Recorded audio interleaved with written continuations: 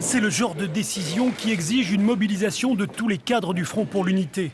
Cet après-midi, il dévoilait à la presse une stratégie mise en œuvre discrètement depuis 2 jours, leur révision des listes électorales de plusieurs communes indépendantistes. Faisant cette recherche, nous avons nous-mêmes établi une liste de plus de 6000 noms dans les communes indépendantistes d'électeurs susceptibles d'être radiés si on applique le texte tel que le FLNKS souhaite le faire. C'est pas une réponse à la provocation par une autre provocation ?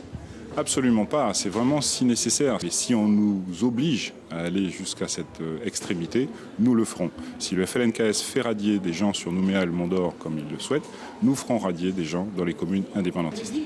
Selon ces loyalistes, des milliers d'électeurs majoritairement kanaks ne rempliraient pas eux non plus les conditions requises pour voter au provincial. En clair, ils étaient présents avant 1998, mais pas inscrits sur les listes électorales. Le point de droit sur lequel s'appuie justement le FLNKS pour demander des radiations massives d'Européens. En parallèle, à Paris, le sénateur Frogier interpelle le président de la République pour faire réviser la loi constitutionnelle sur le gel du corps électoral. Il demande aussi une réunion extraordinaire du comité des signataires. Considérant que c'est un sujet qui concerne tous les partenaires de l'accord de Nouméa, que ce soit les indépendantistes, que ce soit l'État, mais également les autres partenaires que nous sommes. Et si nécessaire, si toutes ces discussions prennent plus de temps que prévu, de reporter, si nécessaire, donc la date des élections provinciales.